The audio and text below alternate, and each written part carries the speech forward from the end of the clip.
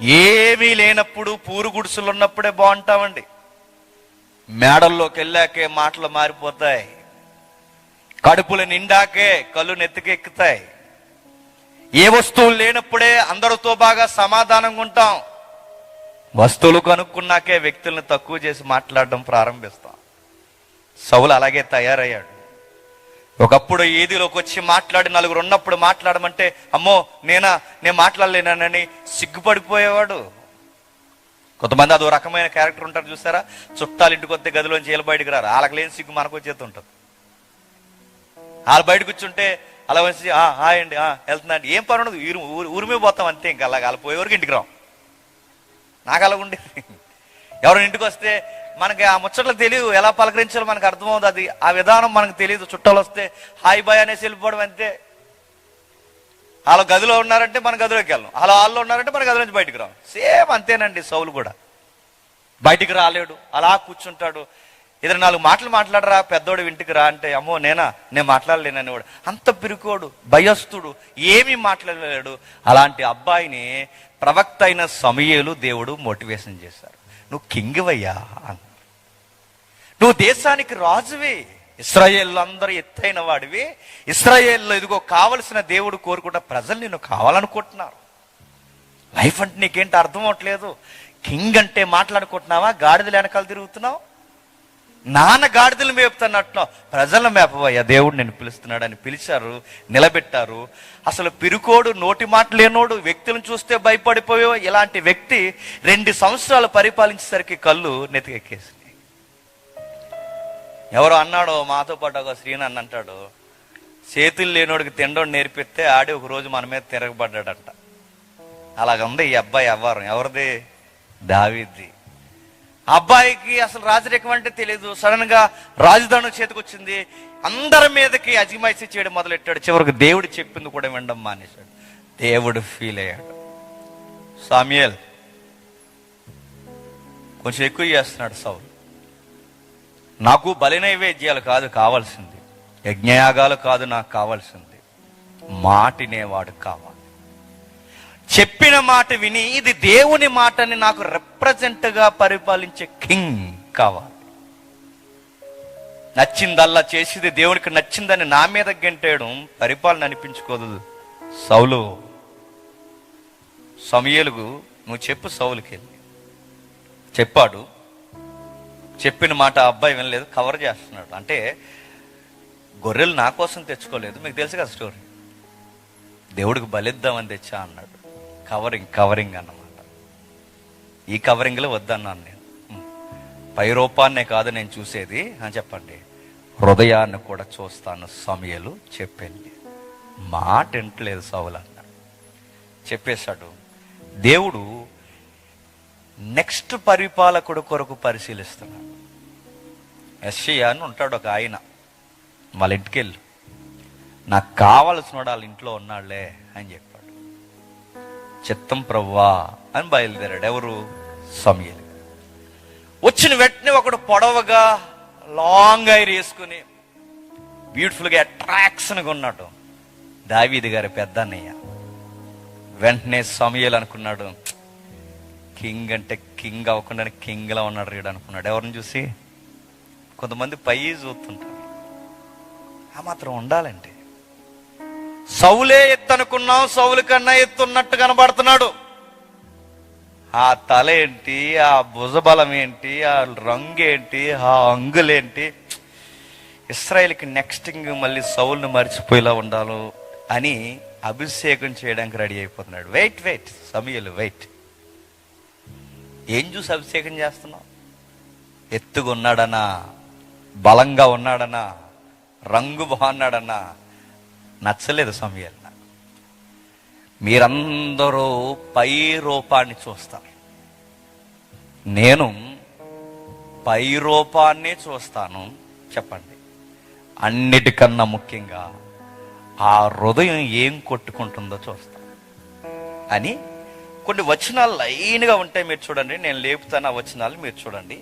ఆ 16వ అధ్యాయంలో 7వ వచనంలో ఏమంటున్నాడో చూడండి. 7వ వచనంలో, అయితే యెహోవా సమూయేలుతో ఇలాగూ సెలవిచ్చెను, అతని రూపమును అతని ఎత్తును లక్ష్య పెట్టుకో.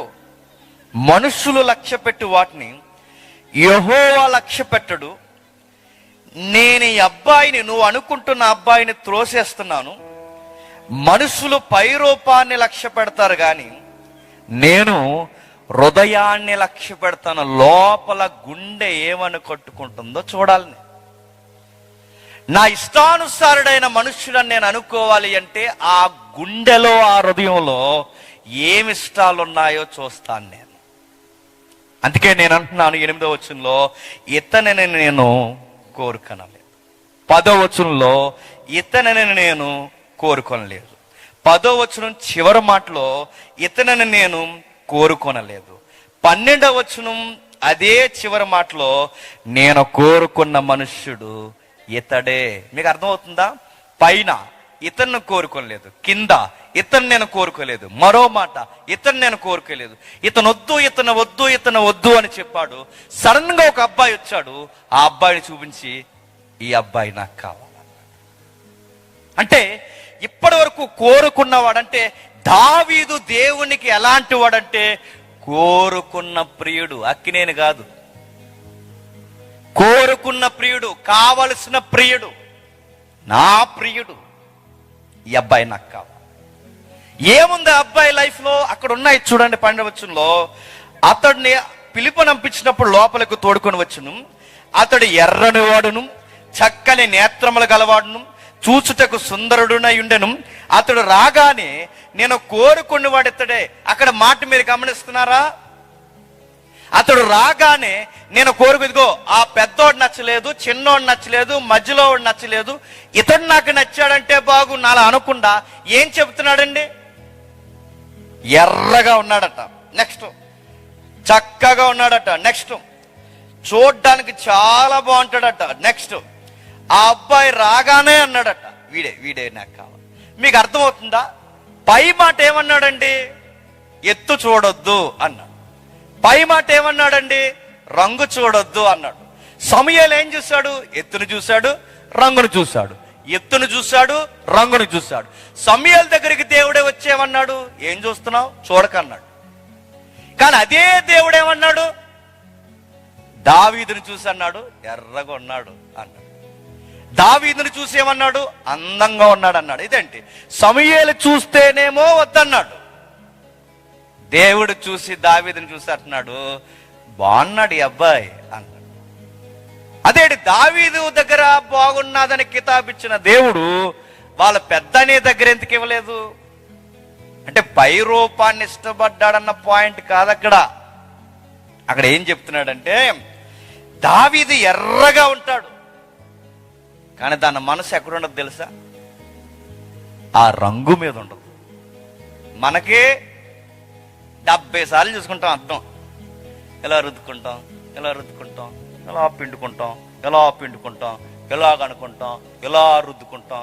అదే అవన్నీ దేవుడు చూస్తాడు. గుర్తుపెట్టుకో. దావీదు ఎర్రగున్నాడు, అబ్బాయికి రంగు మీద లేదు మనస్సు. దావీదు కళ్ళు చూస్తేనట అలా కొంత టైం అలా చూడాలనిపిస్తుంది. మంచి లేడు కళ్ళలాగా ఉంటాయంటే దావీదువి. ఆయన ఐస్ చూస్తే చాలు భలే ఉన్నాడండి కుర్రోడు అనిపిస్తాడు. కానీ ఆయన కళ్ళు మీద దావీదుకి మనసు లేదు. మనమైతే కళ్ళు ఎన్ని తిప్పుతామండి? ఇలాగ అద్దంలో చూసుకున్నప్పుడు ఎలా చూసుకుంటాం, ఎలా చూసుకుంటా ఎలా చూసుకుంటా అని అడుగుతున్నా.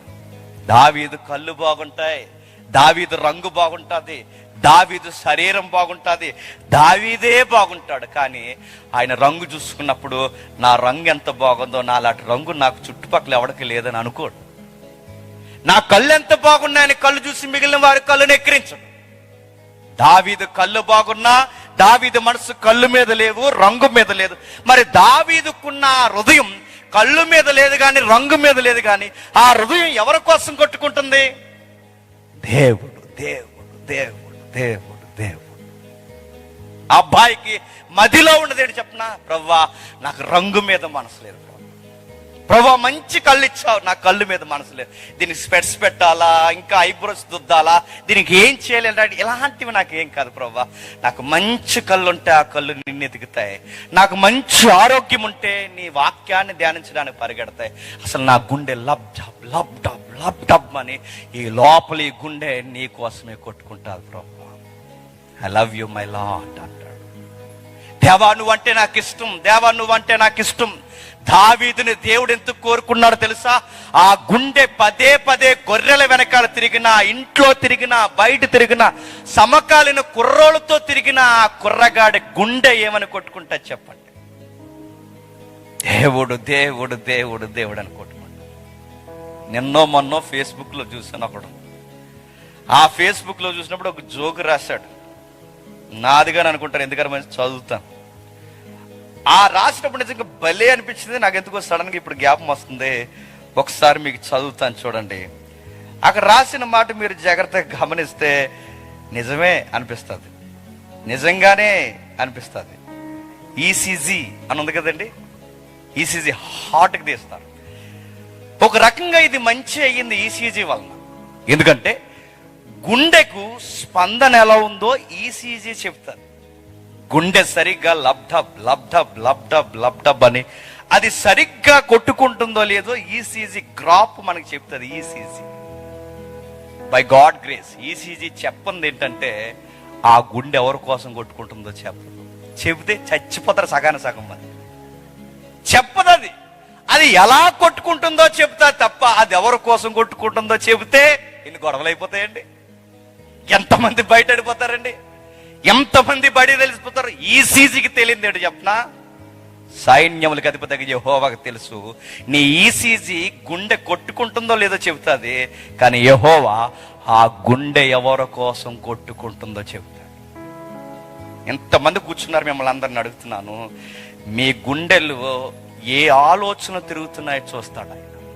మీ గుండెల్లో ఏమని అది స్పందిస్తుందో చూస్తాడు ఆయన. నీ హృదయం నీ దగ్గర ఉందా, ఎవరి చుట్టూ అయినా తిరుగుతుందా, అది చూస్తాడు ఆయన. అన్నీ చూస్తాడు.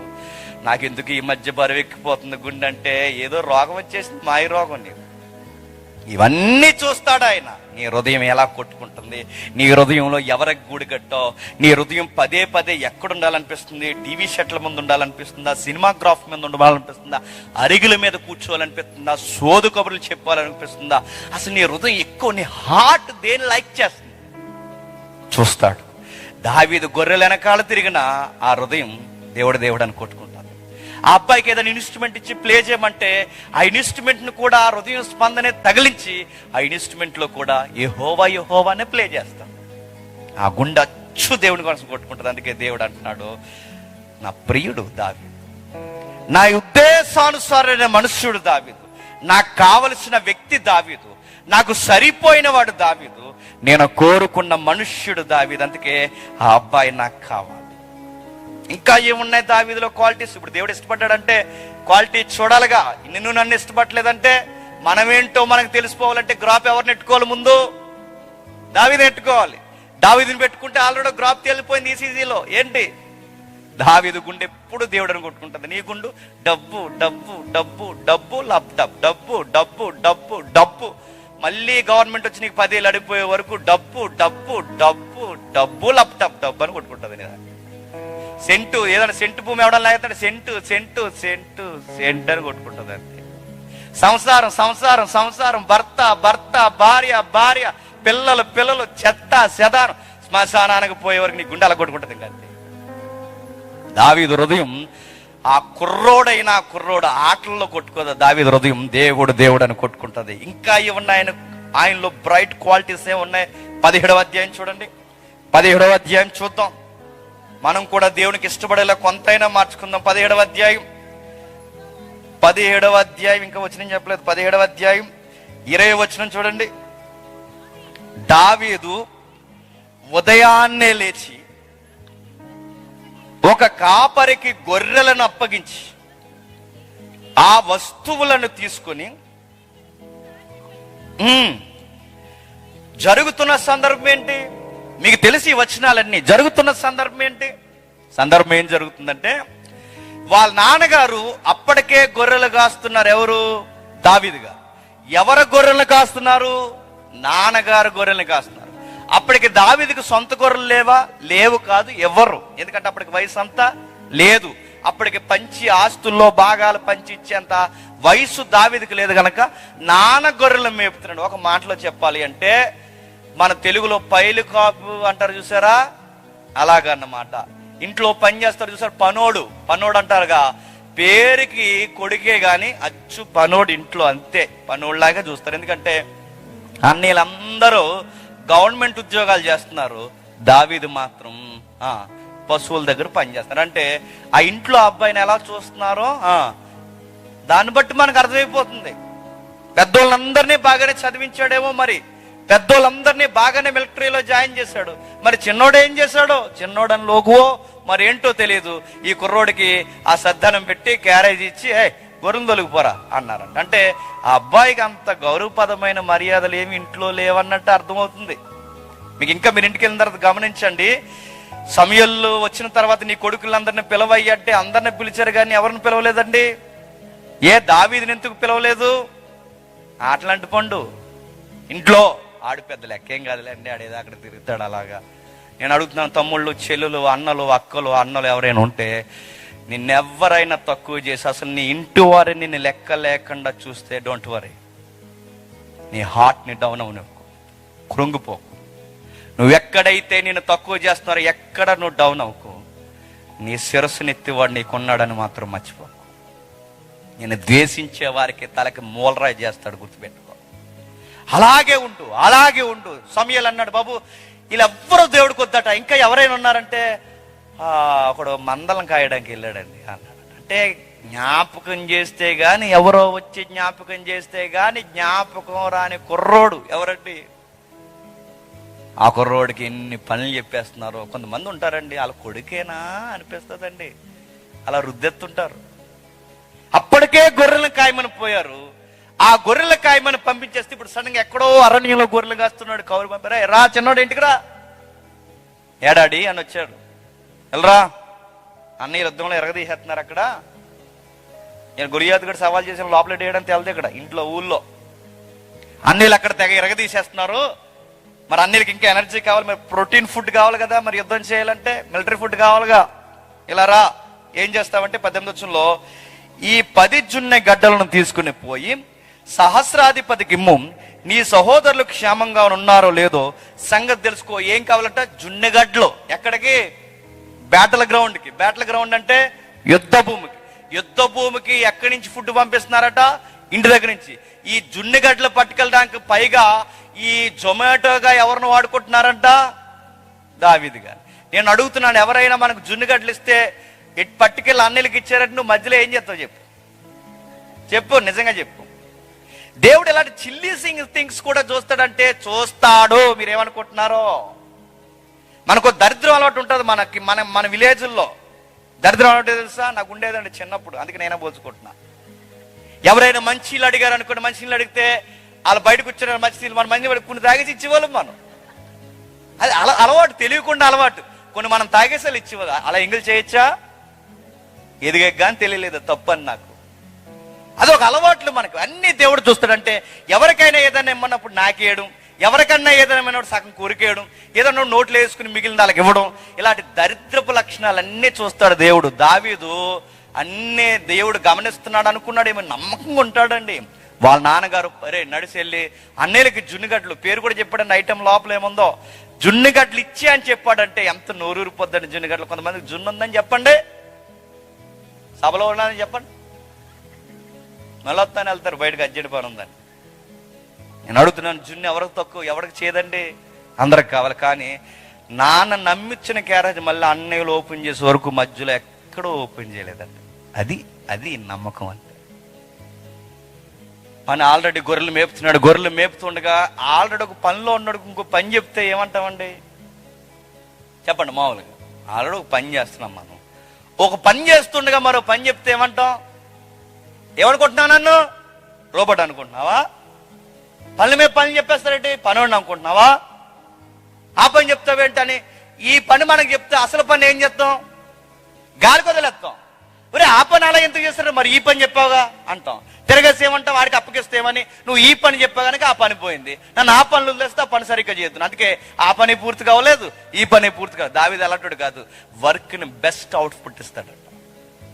నాన్న పిలిచిన వెంటనే దావీదు ఉదయాన్నే లేచి మార్నింగ్ లేస్తాడట. అబ్బాయి ఎందుకు ఉదయాన్నే ఎందుకు లేస్తాడు?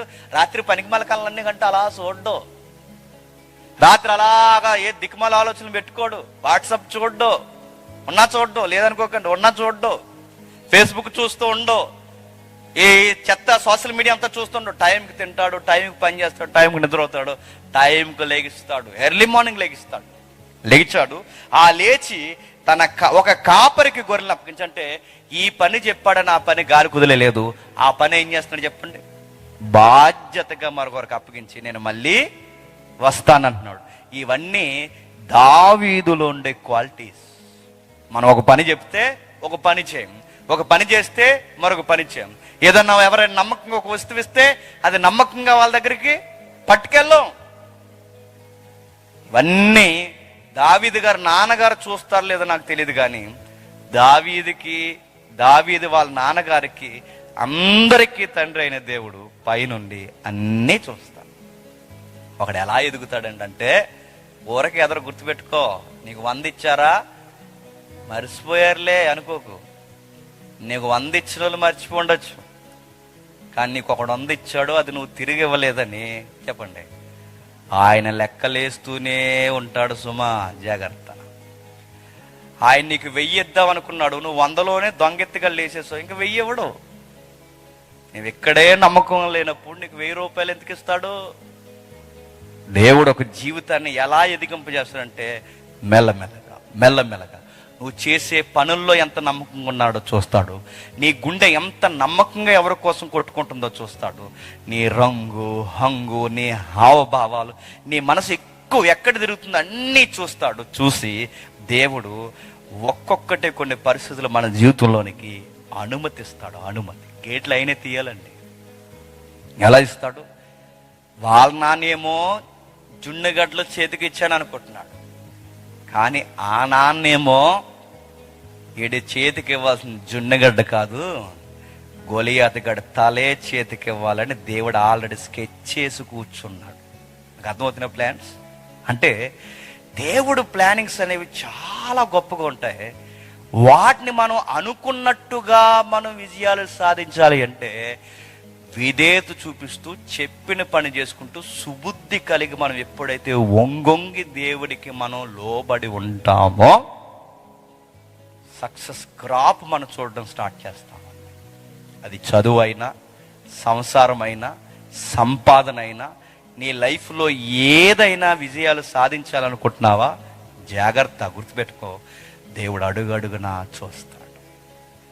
అక్కడొక మాట, ఇక్కడొక మాట, మనసు ఉంటే ఒకలాగా, మనసు లేకపోతే ఒకలాగా, తల్లిదండ్రులు చూస్తే ఒకలాగా, చూడకపోతే ఒకలాగా, గురువులు ఉంటే ఒకలాగా, లేకపోతే ఒకలాగా, భర్త ఉంటే ఒకలాగా, భార్య ఉంటే ఒకలాగా, మనసు లేకపోతే ఒకలాగా. ఇవన్నీ దేవుడు చూసి ఒకటి మనకి ఇవ్వాలా ఇవ్వకూడదని చెప్పండి ఆపేస్తాడు. గుర్తుపెట్టుకో. అందుకే మాట్లాడుతున్నాడు, చూపిస్తున్నాడు. దావీదు కొరకు దేవుడు ఒక యుద్ధ భూమిని రెడీ చేసి ఉంచాడు. ఒక యుద్ధ భూమిని రెడీ చేశాడు. 40 రోజుల నుంచి డైలాగ్స్ వినబడుతున్నాయి అక్కడ. మీరు ఎన్నిసార్లు ఆ మాట చదివారు లేదు కానీ నాకు తెలియదు, కానీ ఈరోజు చదవండి, ఎంత మెరుపు మనకు కనబడుతుంది అక్కడ. ఒకసారి చూడండి, 17వ అధ్యాయం 25వ వచనం నుండి. ఒకడు వచ్చుచున్నా నిజముగా ఇశ్రాయేలుని తిరస్కరించుటకై వాడు బయలుదేరుచున్నాడు. వాణ్ణి చంపిన వాడికి రాజు బహుగా ఐశ్వర్యము కలగచేయనని తన కుమార్తెనిచ్చి పెండ్లి చేసి తన తండ్రి ఇంటిని వారిని ఇశ్రాయేలీయులలో దావీదు జీవగల దేవుని సైన్యములను తిరస్కరించుటకు ఈ సున్నతి లేని ఫిలిష్తీయుడు ఎంతటి వాళ్ళు పైన ఏం చెప్తున్నారండి? ఆ గొలియాతుగా డైలాగులు కొడుతున్నాడు. ఏమని డైలాగ్ కొడుతున్నాడు? అదిగో మీరందరూ రావడం, మేమందరం మీ మీదకి రావడం, ఎక్కువ ప్రాణాలు పోవడం, టైం వేస్ట్ కార్యక్రమం. మా బ్యాచ్ నుంచి నేను వస్తాను, మీ బ్యాచ్ నుంచి ఎవడైనా ఒకటి రండి, ఇస్రాయేల్లో మగాడు అన్నవాడు ముందుకు రండి, మా టీంలో నేను మగాడిని అన్నారు. వీళ్ళందరూ అన్నారు అలాంటి ఈ మధ్య ఎండం మానేహమన్నారు. ఎందుకంటే ఆయన చూస్తేనే జ్వరం వచ్చేస్తుంది, పగలే కల్లోకి వచ్చేలా ఉన్నాడు. ఆడ ఆ స్తంభం తిత్తున్నాడు.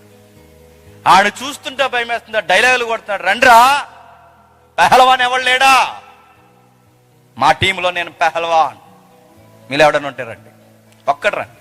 రాజు తాలిక, సైన్యాధిపతి, సైనికులు, పొగరు పౌరుషం ఉన్నవారు ఎవరైనా, ఆ జీవం గల యెహోవా పేరు చెప్పుకుంటున్న ఎవరైనా రండి, నేను రెడీగా ఉన్నానని 40 రోజులు చెబుతున్నాడు.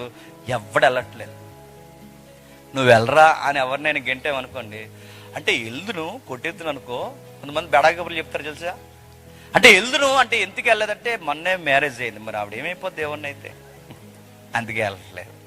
ఆవిడ వల్ల వదిలేసాను ఎదవనలే, అది చంపేది నేపాడు అంటే నేను కూడా వెళ్దును అంటే మొన్నే బిజినెస్ లో కొన్ని పార్ట్నర్షిప్ తీసుకున్నాను, పర్సంటేజ్లు ఉన్నాయి, మళ్ళీ ఇది వెళ్ళి చూడకపోతే ఇలా డైలాగ్ కవరింగ్లు ఉంటారు చూసారా. కొంతమంది అంటారండి, నేను లేని టయానికి నేను ఉంటేనా కథ వేరే కొన్ని, నువ్వన్న కథ అలాగే ఎడుతుంది. అందరూ చెప్తారు ఇయ్యొద్దు డైలాగులు. సౌల్ డైలాగ్ చెప్తున్నాడు, డైలాగ్ ఏం చెప్తున్నా, ఆఫర్లు చెప్తున్నాడు. ఇదిగో దావీదు ఆ నిలబడి మాట్లాడుతున్నప్పుడు అక్కడ ప్రజలందరూ చెప్తున్నారట, సౌలు ఏమంటున్నాడంటే ఇలా అంటున్నాడు, ఏమంటున్నాడు, ఇదిగో రాజ్యాన్ని సగం ఇస్తాడట, వాళ్ళ అమ్మాయిని ఇచ్చి పెళ్లి చేస్తాడంటే అవునా అనలేదు. రాజ్యం ఇస్తాడా అనలేదు. పిల్లనిస్తాడా, ఆ చుట్టపక్కల పిల్లేనా అనలేదు. ఆ చిన్న పిల్లేనా అనలేదు. ఇవేం అడగలేదు. ఓ మాట పట్టుకున్నాడు. అదేనండి దావీదు మనసు, దేవుడికి నచ్చిన మనసు అదే. ఆఫర్లో బహుమానాలు, పిల్ల, రాజ్యము, సంసారము, లవ్వు ఇవేమీ దావీదుకి వినబడలేదు, కానీ ఒక మాట అన్నాడండి, అదే దేవునికి నచ్చింది. అయినా ఆఫర్లో డైలాగులు ఇదంతా ఏంటి సార్ నాకు అర్థమవట్లేదు, కానీ ఒక మాట అంటాను సార్, అసలు సైన్యముల అధిపతియగు యెహోవాను తిరస్కరించుటకు వీడెవడండి? ఈయన ఎన్ని పాయింట్స్ పట్టుకున్నాడు చూడండి. ఒకటి, అక్కడ పలికిన మాటలో జీవము గల దేవుడు, నెక్స్ట్ సైన్యానికి అధిపతియగు దేవుడు, నెక్స్ట్ నిబంధన దేవుడు. ఈ దేవుడికి ఎన్ని క్వాలిటీస్ ఉన్నాయట? ఆయన జీవానికి అధిపతి, నెక్స్ట్ సైన్యానికి అధిపతి, నెక్స్ట్ నిబంధనకు అధిపతి. ఇప్పుడు నేను అడుగుతున్నాను, ప్రాణం పోయే గొలియాతు గాడు జీవాన్ని పోయలేడు, ఒకడి జీవాన్ని తీయలేడు, ఒకడి జీవాన్ని పోయలేడు. వీడు చంపేస్తానంటే మీరు ఆడి మాట్లాడడం ఏంటి? అసలు జీవం ఇచ్చేది ఎవరండి అడుగుతున్నాడు వాళ్ళని. అసలు జీవం ఇచ్చేది ఎవరండి? యెహోవా. జీవం పోసేవాడు ఆయన, జీవం తీసేవాడు ఈడవడ గాలోడు. ఈడు చంపేస్తా అంటే చచ్చిపోతామా? ఆయన పర్మిషన్ లేకుండా ఆడి కత్తి మన మెడ మీద పడగలదా? ఆయన సెలవు ఉందే, ఈడవడ మన మీదకి కాదు. ఆయన పర్మిషన్ ఇస్తేనే శత్రువైనా మన మీదకి రావాలి. ఆయన అనుమతిస్తేనే శ్రమ అయినా మన మీదకి రావాలి. ఆయన అనుమతిస్తేనే ఈడు పాసు మాటలైనా మన మీద పడాలి. ఈడెవడండి? జీవం ఇచ్చింది ఆయన, జీవాన్ని నిలబెట్టింది ఆయన, జీవాధిపతి అయినా ఈ సైన్యం ఆ సైన్యం ఆడు సైన్యం కాదు, సైన్యానికి అధిపతి ఆయన. సైన్యం ఆయనది, జీవం ఆయనది, విజయం ఆయనది, నిబంధన ఆయనది. నిబంధన ఉన్నవాడు, జీవం కలిగిన వాడు, జీవం పోయినా మళ్ళీ మనిషిని బతికించగలిగిన వాడు, సైన్యానికి అధిపతి కలిగిన వాడు. అలాంటి ఆయన్ని తిడుతుంటే మీరు ఎలా ఒప్పుకుంటున్నారండి? అందుకే నేను వెళుతున్నాను, నేను వెళ్ళాలనుకుంటున్నాను వాడి మీదకి. ఎందుకంటే నా ప్రాణం పోయినా మళ్ళీ ప్రాణాలు ఇచ్చేది ఎవరు చెప్పండి? జీవం గల దేవుడు. చాలా మంది గొలియాతు కూడా తిడుతున్నా ఎందుకు వెళ్ళట్లేదు, చచ్చిపోతామేమో అని. దావీదు ఎందుకు వెళ్తా అంటున్నాడు? చచ్చిపోయినా బతికించేసే దేవుడు. చెప్పండి, నీ దేవుడు నా దేవుడు, జీవం గల దేవుడు. భయపడిపోతున్నారు, జీవం ఆయనదని మర్చిపోయారు. ఆయన జీవాధిపతి, సైన్యాధిపతి. ఈడు సైనికుడైనా, ఇంకొకడు సైనికుడైనా, ఎవడ సైనికుడైనా, ఏ సైనికుడు ఈట ఇసరాలన్నా, ఒకడు బాణం వదలాలన్నా ఆయన అనుమతి లేనిదే ఎదుటోడికి బాణం తగలడం అసాధ్యం. నమ్ముతున్నాను సార్ నేను. పిల్లనిస్తాడా, సగం ఆస్తి ఇస్తాడు, ఇవన్నీ కాదు. నా దేవుడే నాకు విజయం ఇస్తాడు. జీవం ఇచ్చాడు, జీవితాన్ని ఇచ్చాడు, నిలబెట్టాడు. ఇలాంటి గాలిగాళ్ళందరూ మాట్లాడుతుంటే అవి వినడానికి ఇక్కడ నన్ను కూర్చోబెట్టలేదు. అందుకే నేను వెళ్తాను సార్, మాట్లాడతాను, జీవాది తరపున నేను మాట్లాడతాను. ఇంకా మరో మాటను చూడండి, 32 వచనంలో ఎవ్వరి మనస్సులో కృంగనివ్వకండి, నీ దాసుడనైన నేను వానితో పోట్లాడుదునని దావీదు సౌలుతో అనగా, సౌలు ఈ ఫిలిస్తీని ఎదుర్కొని వానితో పోట్లాడుటకు నీకు బలము సాలదు, నీవు బాలుడవు, వాడు బాల్యము నుండి వాడు యుద్ధ అభ్యాసం చేసేవాడు. అక్కడ ఎవరిని మోటివేషన్ చేస్తున్నారండి? ఎవరు? వీళ్ళందరూ ఆయన పొగుడుతున్నారండి. ఎవరిని? ఆడికి చిన్నప్పటి నుంచి యుద్ధాలు వచ్చు, ఆడి చిన్నప్పటి నుంచి బాణాలు వేస్తాడు, ఆడు చాలా తలకాయలు. సిగ్గు లేదండి శత్రువుని పొగడానికి? సిగ్గుండాలి వద్దండి వీళ్ళకి. ఎవరిని పొగుడుతున్నారండి? శత్రువుని పొగుడుతున్నారు. దావీదేమన్నాడు తెలుసు 32 వచనంలో, ఇదిగో ఎవ్వరును వారి మనస్సును కృంగ నిమిత్తము లేదు. Down your hearts. అస్సలు మీరు డౌన్ అయిపోకండి. సగం ఓడిపోవడానికి కారణం ఏంటి చెప్పండి? భయపడిపోతే ఓడిపోతాం. నువ్వు శ్రమను చూసి భయపడిపోతే సామెతల్లో ఏముంది? చేతగానోడు అయిపోతావు అను. శ్రమలో కుంగిని ఎడల చేతగా భయపడిపోకు. చాలా మంది భయపడిపోతారు. ఇది ఇంకా మన దగ్గర రాదు, ముందే భయపడిపోతాం మనం. రేపు మాపో మళ్ళీ కరోనా వస్తుంది అంటున్నారు, మళ్ళీ భయపడిపోతాం. భయపడిపోకు, ప్రతి దానికి భయపడిపోకు, భయపడిపోయి కృంగిపోకు. దావీదు తన విజయంలో సీక్రెట్ ఏంటో తెలుసా? భయపడకూడదు. మొట్టమొదట విజయాన్ని సాధించాలనుకుంటే భయపడకూడదు. అది ఎంత పెద్ద పిడుగు లాంటి ప్రమాదమైన నిలబడు, అదెంత పెద్ద సమస్య అయినా నిలబడు. అప్పొస్తే భయం, వ్యక్తి వస్తే భయం, పాము వస్తే భయం, బొద్దింకి వస్తే భయం, చీకటి వస్తే భయం, ఎవరన్నా ఏదన్నంటే భయం, వర్షాలు ఎక్కువ పడితే భయం, ఎండ ఎక్కువ కాసిన భయం. సగం భయంగా చచ్చిపోతాను. భయపడకో. సమస్యలు వచ్చినా ఏమొచ్చినా భయపడక, నిలబడు. ఎంత సమస్య వచ్చినా నిలబడ. ఆలోచన రాని సమస్య వస్తుందా? రాని. ఎందుకంటే ఈ సమస్య కన్నా గొప్పోడు నా దేవుడు. ఉరుముల్లాంటి పిడుగుల్లాంటి సమస్యల మీద పడిపోయిన సమస్యనే సద్దుమణిగేలా చేయగలిగిన వాడు నా దేవుడు. నమ్ము. అయినా ఆడొక్క డైలాగ్ కొడితే మీరు అందరూ ఎందుకు సార్ డల్ అయిపోతున్నారు? ముందు మీరు స్ట్రాంగ్ ఉండండి అని చెప్తున్నారు. అసలు ఈ మాటలు ఎవరు చెప్పాలి తెలుసా? సైనికులు చెప్పాలండి. ఈ మాట ఎవరు చెప్తున్నారు తెలుసా? సైనికులకి గొర్రెలు కాపరి చెప్తున్నారు. ఏట్రా నీ ధైర్యం ఏంట్రా? ఆడి చిన్నప్పటి నుంచి వాడు యుద్ధాభ్యాసం చేసినోడు, నువ్వేమో చిన్నోడివి, బాలుడివి. వాడు చిన్నప్పటి నుంచి చాలా సాహసవీర రికార్డ్స్ అన్ని వాడికి ఉన్నాయి. నువ్వు పోయి వాడి మీదకి పోతానంటున్నావు. అసలు నిన్నేమనాలరా అంటే అప్పుడు దావీదు అన్నాడు, సార్ నన్ను చిన్నోడిని అనకండి. ఒకవేళ వాడి రికార్డ్స్ అన్ని నా ముందు పెట్టి మీరు మాట్లాడి నన్ను తక్కువ చేస్తున్నారు, నా రికార్డ్స్ చెప్తున్నావు సార్, వింటారా అన్నాడు. ఏంటైన రికార్డ్స్? సార్ చరిత్రలో మీరు చాలా స్టోరీస్ విని ఉంటారు. ఇది నా రియల్ లైఫ్ స్టోరీ, వినండి సార్. మై కింగ్ సౌలు గారు, మీరు వినండి.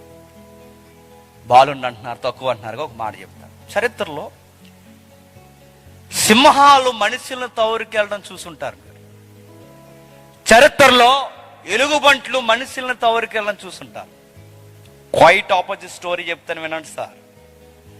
సింహం ఒక రోజు నా ఎదుటి పడినప్పుడు, సింహం నన్ను తవరికెళ్ళడం కాదు సార్, సింహాన్నే తరిమేశాను sir. This is my real story sir. మరో విషయం చెప్తున్నాను. ఎలుగుబంటి మనిషిని తవరికెళ్ళడం కాదు సార్, ఎలుగుబంటినే గడ్డం బట్టి కింద ఆడేసి తరిమేశాను. This is my story. ఇది రియల్ స్టోరీ. సరే మీకు విషయం చెప్పిన, ఈ లైఫ్ స్టోరీలో సింహాన్ని తరుముకెళ్ళాను, ఎలుగుబంటిని తరుముకెళ్ళాను. ఈ రియల్ స్టోరీలో, ఈ స్టోరీలో ఈ హీరో ఎవరో తెలుసా? నేనే. ఈ హీరో వెనకాల ఎనర్జీ ఎవరో తెలుసా? నువ్వు నమ్ముతున్న దేవుడు, నేను నమ్ముతున్న దేవుడు.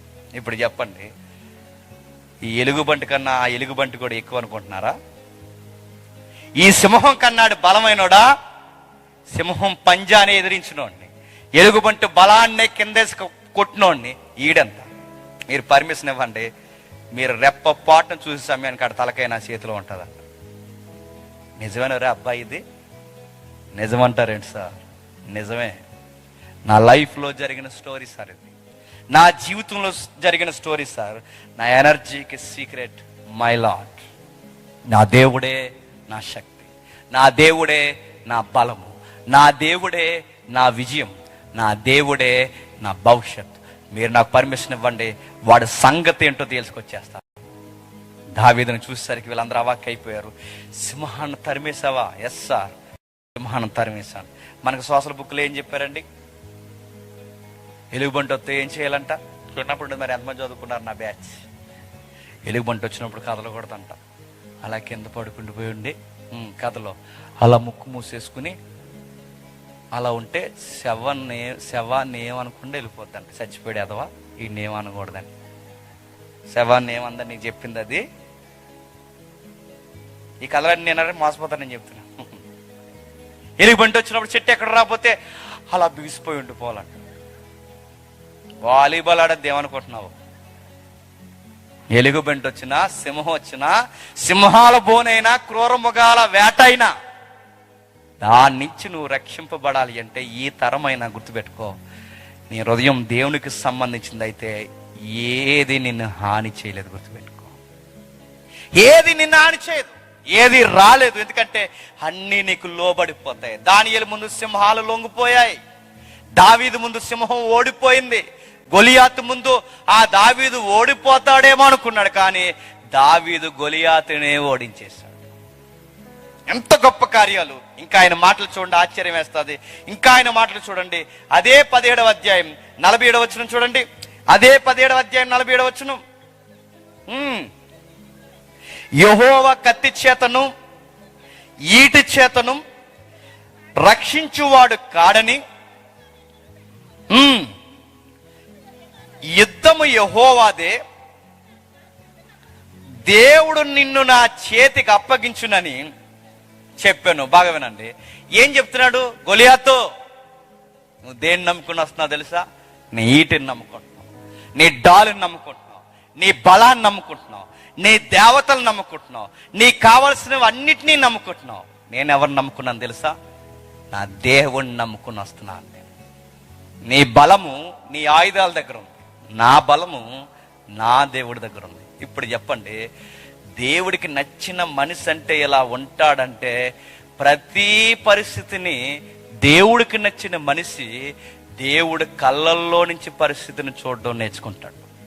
మనమైతే ఏమైపోతుందో అనుకుంటాం. దావీదు అంటాడు, ఏం కాదు, దేవుడు అన్నాడు, ఏం జరిగినా ఆయన చిత్తమే సిద్ధించునుగాక అంటాడు. మనమైతే పాస్టర్ గారితో ప్రార్థన చేస్తాం, బేపనోయితో ముహూర్తం పెట్టించేస్తాం, బయటికి వెళ్ళి ఎమ్మెల్యే గారితో మాట్లాడేస్తాం. అందుకే అలాగే గడిచిన బతుకులు. మన జీవితాలు సక్సెస్ అవ్వకపోవడానికి కారణం ఏంటో తెలుసా? నమ్ము, దేవుడిని బలముగా నమ్ము, దేవుడిని బలముగా నమ్ము. దావీదు బలముగా నమ్మాడు. ఎంత బలముగా నమ్మాడంటే, యుద్ధము యెహోవాదే అన్నాడు. యుద్ధము యెహోవాదే. నేను చేసేది నా యుద్ధము కాదు, నా ఈటి కాదు, నా బలము కాదు, నా కత్తి కాదు, యుద్ధము యెహోవాదే. మరో మాట అన్నాడు చూడండి, అక్కడ మాట్లాడుతూ యుద్ధము యెహోవాదే, ఆయన మిమ్మును మా చేతికి అప్పగించండి. మిమ్మును మా చేతికి. మనం ఆ సీన్లు ఉంటే ఏమంటాం? ఒరే గొలియాతు, దేవుడు నిన్ను నా చేతికి అప్పగిస్తాడు నా అని సెల్ఫ్ మాట్లాడతాం. కానీ దావీదు ఏమన్నాడు తెలుసా? మా అన్నాడు. అంటే ఈ అబ్బాయికి ఉండే గుణం ఏంటి చెప్పనా? నేను విజయం సాధిస్తే మీరందరూ విజయం సాధించినట్టే, నేను గెలిస్తే మీరందరూ గెలిచినట్టే. నేను గొప్పోడని అంటలేదు, మనం అందరం గొప్ప. అంటే కృంగిపోయి భయపడిపోయిన వాళ్ళని ఎలా రేపుతున్నాడు చూడండి. అదండి నాయకత్వం అంటే. మన వల్ల అవుద్దంటే మన వల్ల అవుద్దే. మట్టి మనుషులు అంటున్నారు మనల్ని, మన వల్ల అవుద్ది. సున్నతి లేనోడు ఆడికి ఎంత ఉంటే నిబంధన ఉన్న జనం మనకెంత ఉండాలి? దేవుడు లేనోడికి ఆడికి ఎంత ఉంటే దేవుడిని నమ్మిన మనకి విజయం మీద ఎంత ధైర్యం విశ్వాసం ఉండాలి? సమస్యను ఎలా చూడాలి మనం? నేను చెబుతున్నాను, మొదట మీరు కృంగిపోకండి, భయపడిపోకండి, ఆ గుడారాల్లోకి తూరకండి, నిలబడండి. మహా అయితే చంపుతాడు దేవుడు, మళ్ళీ మనల్ని బతికిస్తాడు. జీవమైంది ఆడు. మహా అయితే కత్తి సురుతాడు, ఆ కత్తి గాయమును మార్పువాడు ఆయనే. జీవితాన్ని నిలబెట్టివాడు ఆయన అన్నప్పుడు ఇంకెందుకు భయం?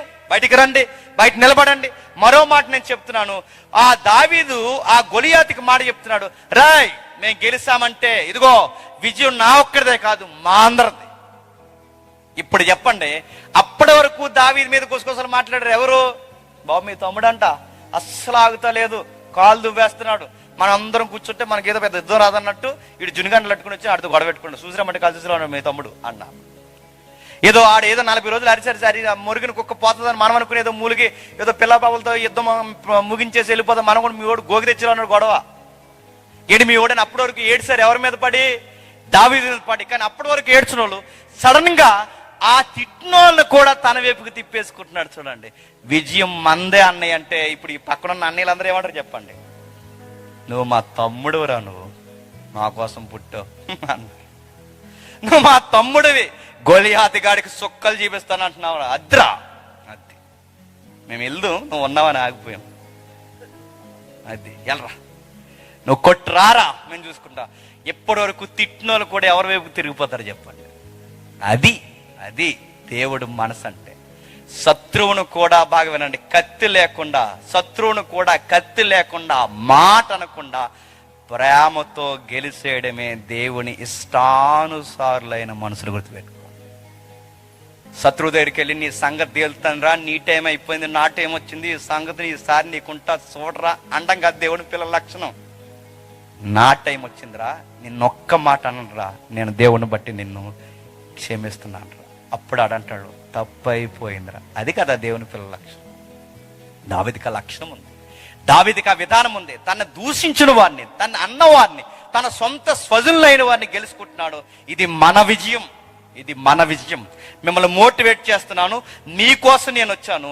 ఈ మాటలు చదువుతుంటే సౌలు అన్నాడు నువ్వు బాలుడు అన్నాడు, కానీ ఈ అబ్బాయి బాలుల్లా లేడు, పేరుకి బాలుడే, కానీ అతని మాటలన్నీ చెప్పండి చాలా పెద్దగా ఉన్నాయి. చూడడానికి లేత కనబడుతున్నాడు, కానీ ఆ కుర్రోడు మాటలు ఎలా ఉన్నాయండి వింటుంటే చెప్పండి, ఒక్కొక్కరు వెంట్రుకలు పైకి లేస్తున్నట్టు పూనకాలు వచ్చినట్టు ఉన్నాయి, అలా మాట్లాడుతున్నాడు ఆ కుర్రోడు. వెళ్ళరా, నువ్వు వెళ్ళు, నువ్వు చక్కటి జీవం గల దేవుని అధిపతి జీవాధిపతి పక్షాన నువ్వు ఫైట్ చేస్తా అంటున్నావు, ఎంతకన్నా ఏం కావాలి వెళ్ళు అని వెళ్ళాడు. మాట్లాడుతున్నాడు, వాడికి డైలాగ్ చెప్తున్నాడు, కత్తి సుత్తి ఇవన్నీ కాదు, దేవుడే నా బలం, దేవుని పక్షాన వస్తున్నాడు. గొలియాతు నీకు విషయం చెప్పనా, ఫైట్ నీకు నాకు కాదు, ఫైట్ ఇశ్రాయేలుకి మీ ప్రజలకు కాదు, ఫైట్ ఈ యుద్ధము నీ ప్రజలకి నా ప్రజలకు కాదు, నీకు నాకు కాదు. నేను చెబుతున్నాను గొలియాతు, ఈ యుద్ధం ఎవరిదో తెలుసా? ఇది దేవుళ్ళ మధ్య యుద్ధం. ఈ యుద్ధం ఏంటో తెలుసా? ఇది devotional war. This is devotional war. ఇది దేవుడి పక్షాన్ని యుద్ధం. అంటే ఇప్పుడు నేను గెలిస్తే దేవుడు గెలిచినట్టు. నీ ప్రజలకి నా ప్రజలకి యుద్ధం అనుకుంటున్నావేమో, నీకు నాకు యుద్ధం. నో నో నో, నీ దేవుడికి నా దేవుడికి. ఇప్పుడు ఈరోజు తేలిపోవాలి, నీ దేవుడు నిజదేవుడా, నా దేవుడు నిజదేవుడా. నీ దేవతల పేరు మీద నువ్వురా, నా దేవుడి పేరు మీద నేను వస్తాను. నేను గెలిస్తే నా దేవుడు నిజదేవుడు, నువ్వు గెలిస్తే నీ దేవుడు నిజదేవుడు. ఈ రోజు మన గెలిపే ఎవరు దేవుడు గొప్పవాడు నిర్ణయిస్తుంది. రా, సీన్లోకి వచ్చాడు, ఎగేసుకుని వచ్చేసాడు, రారా అని. మనోడు వచ్చాడు, అవన్నీ పక్కన పడేస్తాడు, 5 రాళ్ళు ఏరుకున్నాడు, ఆ కర్రోడు తెచ్చుకున్నాడు, ఆ తిప్పే ఒడిసెలు తెచ్చుకున్నాడు, నిలబడ్డాడు. ఆడికి ఏటి వరే ఏటి ఇంకా వస్తున్నావా లేదా అన్నాడు. ఐఎమ్ రెడీ అంటే నీకు డాల్ లేదు, కత్తి లేదు, ఏమీ లేదు, కర్రెట్టుకు వస్తున్నావేంట్రా, కుక్కను అనుకున్నావా అన్నాడు. అనుకోవడం ఏంటి, కుక్కవే. సైన్యములకు అధిపతిగా యెహోవాను స్థిరీకరిస్తే కుక్కవే, కుక్కవే, కుక్కవే. ఈ బైబిల్ దేవుని ఎదిరిస్తే కుక్కవే. కుక్కలా డీల్ చేస్తున్నా నేను, కుక్కతో సమానం నా ముందు నువ్వు. కుక్కతో నీకు సున్నతి లేదు, నిబంధన లేదు, విశ్వాసం లేదు, ప్రేమ లేదు, దేవుడు అంటే గౌరవం లేదు, మాయా స్వప్నాలు నమ్మం. అందుకే నీ మీద యుద్ధానికి నేను ఏ వ్యూలో వస్తాను తెలుసా, కుక్కవే నా ముందు, కుక్కవను. కుక్కలాగా డీల్ చేస్తాను. కుక్క మీద కర్రెట్టుకుని వెళ్తే ఎలా ఉంటుందో నీ మీద కూడా కర్ర పట్టుకుని, ఈ కత్తి కూడా అవసరం లేదురా, కుక్కకి కర్ర చాలు. రా, అక్కడ నిలబడు. గిర్ర గిర్ర తిప్పాడు, లాగొకడు కొట్టాడు, 4 రాళ్ళు ఇంకా మిగిలిపోయాయి. ఒక్క రాయితో బండి ముందుకు కింద ఆడిపోయి, ఆడి కత్తి తీసి ఆడి తల నరికేశాడు. పట్టుకుని కూడా తెచ్చాడు. యెహోవాని గనపరుస్తూ ముందుకు వచ్చాడు. చూసిన వాళ్ళందరూ చూసి భయపడిపోయారు. రాజు బలాన్ని చూసి భయపడిపోయాడు.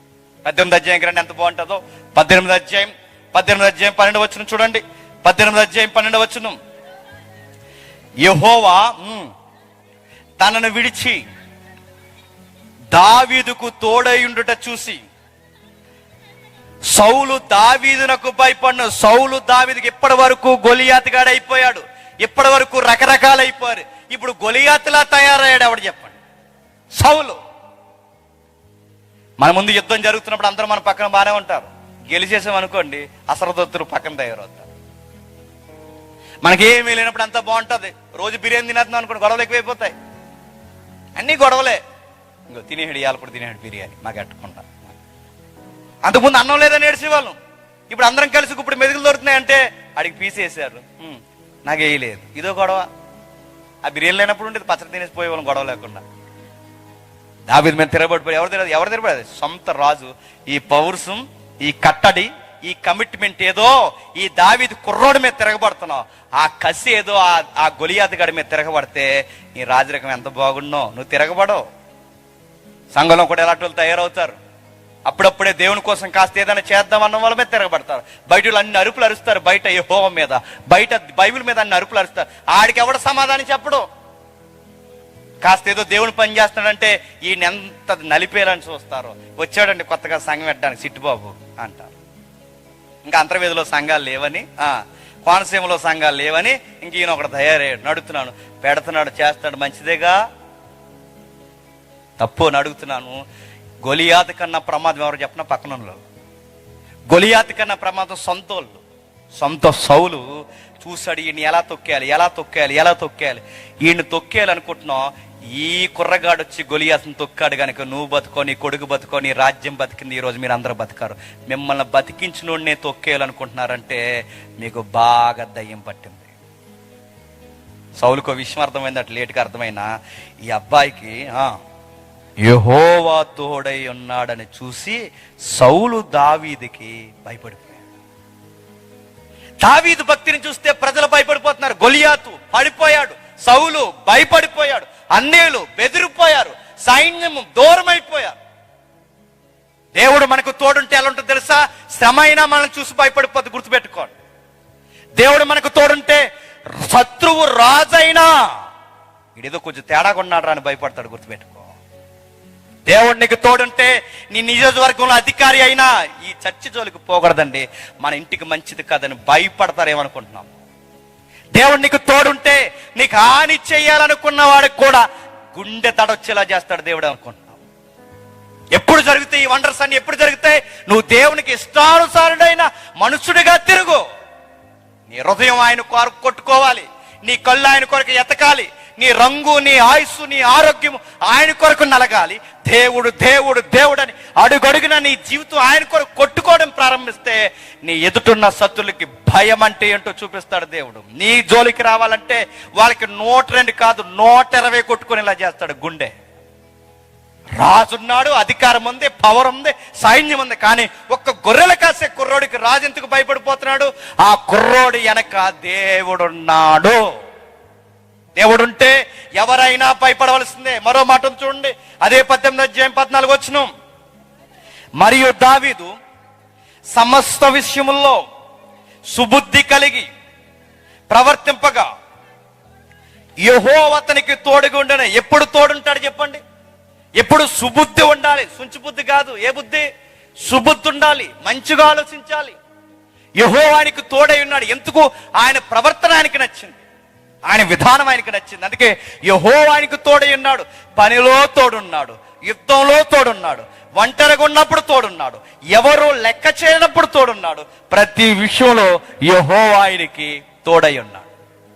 దావీదుకి యెహోవా తోడై ఉంటే అంతకంతకు వర్ధిల్లును. బైబిల్లో నచ్చే మాట ఏంటో తెలుసా? మీకు ఎలా ఉంటుంది నాకు తెలియదు, నా మాట చదివితే భలే అనిపిస్తుంది. యెహోవా ఆత్మ సౌలును విడిచి దావీదు మీదకి బలముగా దిగెను. ఎంత బాగుంటుందన్న మాట చదువుతుంది. బలముగా దిగెను, బలముగా దిగెను. సౌలుని విడిచి దావీదు మీదకి, సౌలుని విడిచి దావీదు మీదకి. అంటే దావీదు ఎందుకు నచ్చుతున్నాడు? పనిలో నమ్మకం ఉంటాడు, నాన్నకి నమ్మకం ఉంటాడు, ప్రతి దిక్కున నమ్మకం ఉంటాడు. చివరికి గొడవ అవుతున్నప్పుడు ఈ గొడవ మనకి కాదు అవమానం, దేవుడికి అవమానం అని ఆ గొడవను కూడా దేవుళ్ళో నుంచి చూడడం స్టార్ట్ చేస్తాడు. మనకి రాదండి. మనకి దేవుని పక్షాన్ని నిలబడి ఈ మాట అనొచ్చు అనకూడదా, మనకి మాట్లాడడం రాదు. ఈ గొడవ ఎంతవరకు దేవునికి మహిమ తెస్తుంది? ఇది మహిమ తెచ్చే గొడవ, దేవుని మహిమను పోగొట్టే గొడవ, ఇది చూడడం రాదు మనకి. ఈ సభ చేస్తున్నాం, ఇది దేవునికి తెచ్చేదా, మనకి మహిమ తెచ్చేదా? ఈ లెక్కలు మనకు తెలియవు. మనకి దేవునికి మహిమ తెచ్చేది ఏంటి? అన్ని లెక్కలు వేసుకుంటాడండి దావీదు. ఇది దేవునికి మహిమ అయితే యుద్ధం చేస్తా, ఇది దేవునికి మహిమ రాదా, ఆగిపోతా. నా స్వజల్ని ఎంకరేజ్ చేయాలా, చేస్తా. ఇది దేవునికి మహిమ అయితే వీళ్ళని కొంచెం దూరం పెట్టాలా, సౌలు లాంటి వారిని దూరంగా పెడతా. ఎక్కడికక్కడ ఆయన లెక్కలు దేవుళ్ళని చూసుకుంటున్నాడు. చూడండి 2వ సమూయేలు గ్రంథం 5వ అధ్యాయం 10వ వచనం చూడండి, ముగించుకుందాం. 2వ సమూయేలు గ్రంథం 5వ అధ్యాయం 10వ వచనం. దావీదు అంతకంతకు వర్ధెలను, అంతకంతకు వర్ధెలు. నా మాట బాగుందా లేదా? ఎంత బాగుందండి. అంతకంతకు, అంతకనుకంటే రోజు రోజుకి గొప్పవాడైపోతున్నారట. శత్రులకి అతిపెద్ద విషయం ఏంటో చెప్పనా? మనం రోజు ఎదిగిపోవడం. మనం కొట్టకరొద్దండి, తిట్టకరొద్దండి, ఏమనవసరం లేదండి. రోజు మనం ఎదుగుతున్నాం అనుకోండి, సగం షుగర్ చచ్చిపోతారు పక్కన. ఇప్పుడు గొలియాతుని అంటే కొట్టి నరికేసి తలకాయ తెచ్చేయగలడు, సౌలును కొట్టగలడా? సొంతోళ్ళని అనగలడా? సొంతోళ్ళకి అతిపెద్ద పనిష్మెంట్ ఏంటి చెప్పండి? సక్సెస్, జీవితంలో ఎదగడం. మనల్ని చూసి ఏడ్చేవాడు ఇంకా ఏడ్చే కొద్ది ఎదగడం. మనం చూసి నవ్వే వాళ్ళు నవ్వి చచ్చేలాగా ఎదగడం. మన మీద డైలాగ్ కొట్టే వాళ్ళు ఇక డైలాగులు ఆపేసేలా ఎదగడం. ఎదగాలి ఎదగాలని కసి ప్రతి ఒక్కరికి ఉంటుంది. ఎదగాలి అంటే సూత్రం ఏంటో తెలుసా? నువ్వు దేవుని దగ్గర వదగాలి, అప్పుడు ఎదుగుతావు. నువ్వు దేవుని దగ్గర ఎదుగుతావు, దేవుడు ఎదిగిస్తాడు. ఆయన చూస్తున్నాడని నమ్మకం ఉండు, అంతకంతకు విజయాలు సాధిస్తావు. 7వ అధ్యాయం మొదటి వచనం చూడండి. 2వ సమూయేలు గ్రంథం 7వ అధ్యాయం మొదటి వచనం. యెహోవా నలుదిక్కుల అతని శత్రువుల మీద అతనికి విజయం ఇచ్చి అతనికి నెమ్మది కలిగించి. మాటలు ఎంత బాగుంటాయో ఎన్నిసార్లు చదువుకున్నా. నలుదిక్కుల శత్రువులందరి మీద ఏముందట? విజయం. నలుదిక్కుల విజయం అంటే దావీదు ఎలాగెళ్ళినా గెలిచేస్తాడు, ఎలాగెళ్ళినా గెలుస్తాడు, ఎలాగెళ్ళినా గెలుస్తాడు. ఏ సెక్టార్లోకి వెళ్ళినా దావీదు గెలిచేస్తాడు. మనము ఓ పని చేస్తాం, పని చేయం. మనం ఈ పని చేస్తాం, సక్సెస్ అవ్వం. మరో వ్యాపారం పెడతాం, సక్సెస్ అవ్వం. మరో వ్యాపారం పెడతాం, సక్సెస్ అవ్వం. మరోడు పెడతాం, అవ్వదు. మరోడు పెడతాం, అవ్వదు. ఇంక వ్యాపారాలు పెట్టుకుంటే ఒక రోజు గుడిపడేసి చచ్చిపోతాం. ఏది పని అవ్వదు. నువ్వు దేవునికి నచ్చే ముందే, నువ్వు దేవునికి నచ్చితే దేవుడు ఏమంటాడు తెలుసా? నువ్వు చేయి పెట్టిందల్లా బంగారం చేస్తాడు, నువ్వు అడిగెట్టిన కాడల్లా విజయాలు ఇస్తాడు. నువ్వు ఏ దిక్కుకు పోయినా, ఏ దిశకు పోయినా, నువ్వెక్కడుంటే అక్కడ నెమ్మది, నువ్వెక్కడుంటే అక్కడ చుట్టూ ఉన్న వాళ్ళకి నిన్ను బట్టి గుప్పడి మెతుకులు తినేంత స్థాయిలో పెడతాడు. నిన్ను బట్టి కొంతమందిని బతికించేస్తాడు, అంతలా దీవిస్తాడు. దావీదు ఎక్కడికి పోయిన విజయాలు, దావీదు ఎక్కడికి పోయిన విజయాలు. చివరికి దావీదు గారికి ఎంత ఫ్యాన్ ఫాలోయింగ్ స్టార్ట్ అయిందంటే సౌలు గారి ఇంట్లో నుంచే దావీదుని లవ్ చేసే 2 గుండెకాయలు ఉన్నాయండి అక్కడ. దావీదుని లవ్ చేస్తున్నాయి 2 హృదయాలు సౌలు ఇంట్లో నుంచి. దావీదుని లవ్ చేసే సౌలు ఇంట్లోంచి ఎవరున్నారు? 1 యోనాతాను, 2 మేకాలు. నా పాటలు ఇవన్నీ ఉంటాయండి, మీరు చూడండి ఇంటికి వెళ్ళిన తర్వాత. దావీదుని లవ్ చేసేది యోనాతాన్. అంటే నెక్స్ట్ సౌలు తర్వాత రాజు అవ్వాల్సింది యోనాతాన్. కానీ ఎవరికి ఫిదా అయిపోయాడట యోనాతాను? ఎవరు మై హీరో అన్నారట. మా హీరో, మా నాన్న కాదు నాకు హీరో, నువ్వు నా హీరో, నీకు ఎప్పటికీ నేను బానిసగానే ఉంటాను. నేను మాట చెప్తున్నాను దావీదు, అసలు నువ్వే ఆ రోజు ఫైట్ చేయకపోతే నా తల మీద ఈరోజు కిరీటం ఉండదు. నువ్వే నాకు ఫైట్ చేయకపోతే నా మీద ఈ రాజవస్త్రం ఉండదు. నువ్వే నాకు ఫైట్ చేయకపోతే, ఆ రోజు గొలియాతుని కొట్టకపోతే నా చేతిలో ఈ ఆయుధం ఉండదు, ఈ రాజదండం ఉండదు, ఈ కిరీటం ఉండదు, ఈ రాజవస్త్రం ఉండదు. ఇవన్నీ ఈ రోజుకి మేము వేసుకుని తిరుగుతున్నామంటే ఇవన్నీ ఎవరిచ్చిన భిక్ష తెలుసా? నువ్విచ్చినది. నువ్వు ఉన్నావు కాబట్టే మా నాన్న సింహాసనం ఇంకా ఉంది. నువ్వు ఉన్నావు కాబట్టే నా చేతిలో ఇంకా కత్తి ఉంది, నువ్వే లేకపోతే ఈరోజు గొలియాతు గాడి సమాజానికి మేమందరం ఊడుగం చేస్తూ బతుకుతూ మాకు జీవితాన్ని ఇచ్చు. అందుకే నా లైఫ్లో ఊపిరి పీల్చుకున్నంత కాలము నీకెప్పటికీ నేను బానిస్తాను. ఆ అబ్బాయి దావీదుని యోనాతాను లవ్ చేశాడంట. ఆ చెల్లి కూడా లవ్ చేసిందంట. ఎవరండి? దావీదుని చూసి తెగ మురిసిపోయేదట. ఏటో మరి మేకాలమ్మ, మేకాలైనా మేకాలు తెగ ఇష్టపడిపోయి దావీదు. ఎందుకంటే దావీదు ఫైటరు. దావీదుకి చాలా క్వాలిటీస్ ఉన్నాయి. మీరు ఇంటికి వెళ్ళిన తర్వాత చదవండి. దావీదుకి ఎన్ని లక్షలు ఉంటాయంటే మంచి సాంగ్స్ ఇస్తాడు ఆయన. లైవ్ మ్యూజిక్ అయిందే. ఎవరిది? దావీదు గారు. నాకు మ్యూజిక్ ఇట్టారు కానీ ఆయనే లైవ్ మ్యూజిక్ ఇస్తారు. ఆయన లైవ్ మ్యూజిక్ ఆయన గురించి ఏమని రాశాడు చూడండి. ఒకసారి చూడండి, ఎందుకన్నా మంచిది. ఒకసారి చూడండి 16వ అధ్యాయం మొదటి సమూయేలు గ్రంథం 16వ అధ్యాయం 18వ వచనం చూడండి. 16వ అధ్యాయం 18వ వచనం. చిత్తగించుము బెత్లెహేమీయుడైన ఒకరిని చూసితిమి. ఆ కుర్రోడండి మ్యూజిక్ ఇస్తుంటేనండి చాలా చమత్కారం అంటే ఏంటండి? అలాగన్నీ మానేసుకుని అలా వినాలనిపిస్తుందండి, అంత చమత్కారం. మనం ఒక ట్యూన్ కొట్టామనుకుంటే ఇంకో దాంట్లో కలిసిపోద్ది మనకి. ఇది ఎక్కడో విన్నామే, ఆ హిందీలో తెచ్చేద్దాం మనం. మన క్రైస్తవ పాటలు కూడా హిందీ పాటలన్నీ డబ్బింగ్ కూడా వేస్తున్నారు. హిందీ సినిమా పాటలు పెద్ద మినిస్ట్రీ వాళ్ళేలండి. ఎవరన్నా అడగండి, బ్రేక్లో అడగండి చెప్తాను. పెద్ద మినిస్ట్రీ వాళ్ళే అన్ని హిందీ సాంగ్లు అన్నీ తెచ్చి తెలుగులో ఆత్మీయ గీతలు పెడితే మన సిగ్గు లేకుండా ఇక్కడ ఆరాధన చేస్తున్నాం. ఆరాధన. దావీదు ఇచ్చిన ట్యూన్ ఇవ్వడట, కొట్టిన సాంగ్ కొట్టడట. అసలు ఎన్నిసార్లు విన్నా ఆ ట్యూన్స్ డిఫరెంట్గా ఉంటుందండి. అంత వాయిస్తాడు అవుట్పుట్ ఆయన, చమత్కారంగా వాయిస్తాడు. నెక్స్ట్ సూర్యుడు, నెక్స్ట్ యుద్ధసారి. ఇన్ని క్వాలిటీస్ ఆ అబ్బాయికి ఎలా వచ్చినాయండి? ఇప్పుడు మనకు ఒకటి ఉంటే ఒకటి ఏడదు. మన సంగీతంకి వెళ్ళామంటే చదువు ఉండదు, చదువు ఉంటే సంగీతం ఉండదు, చదువు సంగీతం ఉండదు మనకి. నేను అడుగుతున్నాను, ఒకటి ఉంటే ఒకటి ఏడదు మనకి. ఉంటుందా? బాగా చదువుకుంటేనేమో లోకం తెలదు, లోకం తెలిస్తేనేమో చదువు రాదు, లౌక్యం ఉంటేనేమో చదువు ఉండదు, చదువు ఉంటే లౌక్యం ఉండదు, బలం ఉంటేనేమో తెలివి ఉండదు, తెలివి ఉంటేనేమో బలం ఉండదు. ఈ అబ్బాయికి తెలివి ఉంది, బలం ఉంది, ఎక్కడ ఎలా మాట్లాడాలో తెలుసు, ఎవరిని ఎలా ఎంకరేజ్ చేయాలో తెలుసు, యుద్ధంలో ఎలా మాట్లాడాలో తెలుసు, ఆ మేకాల దగ్గర ఎలా మాట్లాడాలో తెలుసు, అన్నీ తెలుసు. ఈ అబ్బాయి రాజు దగ్గర ఎలా తగ్గి మాట్లాడాలో తెలుసు, అన్నీ తెలుసు. యుద్ధశాలి, రూపసి, అందగాడు, చక్కగా మాట నేర్పరి, ఆయనకి అన్ని తెలుసు. ఇన్ని క్వాలిటీస్ ఒక వ్యక్తికి, ఇన్ని క్వాలిటీస్ ఎలా వస్తాయండి? దేవుడు ఉంటే వస్తాయి. అంటే ఇన్ని లక్షణాలు దేవుడు ఉంటే వస్తాయంటే వస్తాయి. నువ్వు దేవుడితో పడుండు, నువ్వు చక్కగా చమత్కారంగా ఉంటావు, మాట నేర్పరివి, యుద్ధశాలివి, విజయాల పరంపర, నువ్వు ఎంత బాగుంటావంటే చూడ్డానికి ఆత్మీయ సౌందర్యంతో నింపబడి ఉంటావు.